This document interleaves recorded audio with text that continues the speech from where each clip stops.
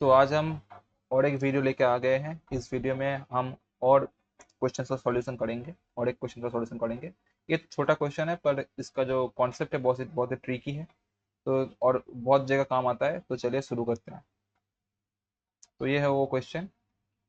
A uniform chain of mass m rests on the quarter part of the sphere, smooth with the help of an ideal string as shown in the figure. The tension in the string will be, मतलब ये बोल रहा है कि एक chain है, एक chain है। ये चेन जो है, ये चेन जो है,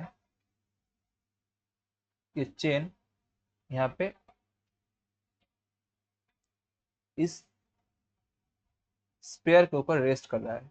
तो इसके वजह से जो है इस स्ट्रिंग के ऊपर इतना टेंशन आ रहा है। तो अगर आप देखें तो इस चेन का हर एक पार्ट का जो फोर्स है इस स्ट्रिंग के ऊपर वो सेम नहीं है।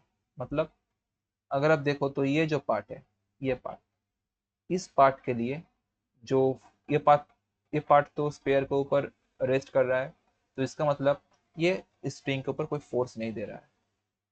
पर ये पार्ट थोड़ा बहुत टिल्टेड है, तो इसकी वजह से इधर टेंजेंशियली एक फोर्स आ रहा है। तो इस फोर्स की वजह से इस स्प्रिंग के ऊपर थोड़ा बहुत टेंशन है। जब हम थोड़ा नीचे गए तो ये जो है इसकी वजह से और भी नीचे फोर्स आया, इसकी वजह से और थोड़ा ज़्यादा टेंशन आया। जितना नीचे जाते जाओगे तो उतना ज़्यादा टेंशन इंक्रीज हो रहा है। मतलब ये जो थीटा है, ये जो एंगल है, ये एंगल जितना डिक्रीज कर रहा है उतना ये टेंशन इंक्रीज कर रहा है। मतलब अगर आप देखो तो ये जो थीटा होगा वो ऐसा कुछ फंक्शन के साथ आएगा जिसमें अगर थीटा इंक्रीज किया तो उसका जो वैल्यू है, वैल्यू वो डिक्रीज कर रहा है। तो ऐसे फंक्शंस क्या हो सकते हैं? साइन तो नहीं हो सकता क्योंकि साइन तो इंक्रीजिंग फंक्शन है। जो कॉस है उसका अगर देखो तो वो डिक्रीज होता है जैसे ही थीटा का वैल्यू इंक्रीज होता है। मतलब अगर कॉस जीरो है तो वैल्यू वन होता है, बट जब कॉस 90 हो जाता है तो वैल्यू जीरो हो जाता है। मतलब थीटा का वैल्यू इंक्रीज करते ही कॉस का वैल्यू डिक्रीज कर रहा है। तो ऐसे ही अगर आप देखो तो यहाँ पे भी कुछ वैसा ही हो रहा है। जैसे कि थीटा जैसे जैसे ही डिक्रीज हो रहा है वैसे ही इसका जो टेंशन फोर्स है वो भी इंक्रीज हो रहा है। तो ऐसे कॉस हो सकता है, कॉट हो सकता है। तो अगर आपके आंसर में कॉस और कॉट नहीं आ रहा है, कुछ और आ रहा है, तो आपको फिर चेक करना पड़ेगा क्योंकि आपका आंसर गलत हो सकता है। तो ऐसे आप अपने आंसर्स को एनालाइज कर सकते हो। तो चलिए शुरू करते हैं। हम इसको कैसे करेंगे आप देखो। सबसे पहले सबसे पहले जो करना है वो है कि हमको इस चेन का जो लीनियर मास डेंसिटी है वो निकालना पड़ेगा। Linear mass density means mass by length. अब इसका लेंथ कितना होगा?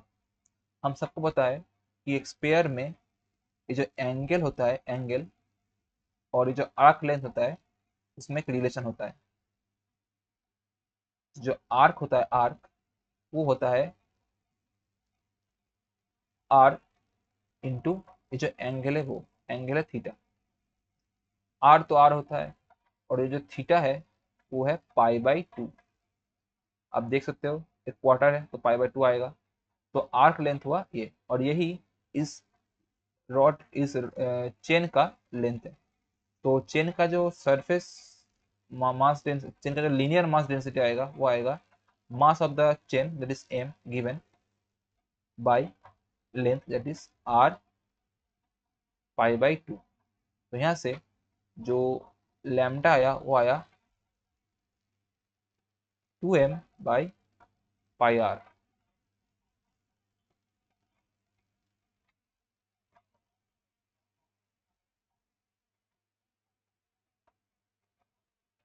तो ये इसका सरफेस चार्ज डेंसिटी आ गया।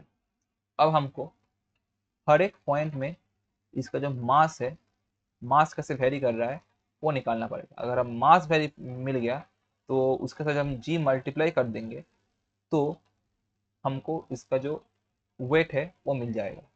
तो जो अगर हम देखें तो अगर हम यहाँ पे एक एलिमेंट ले लें तो काम बन सकता है, क्योंकि हर एक पॉइंट में इसका जो वेट होगा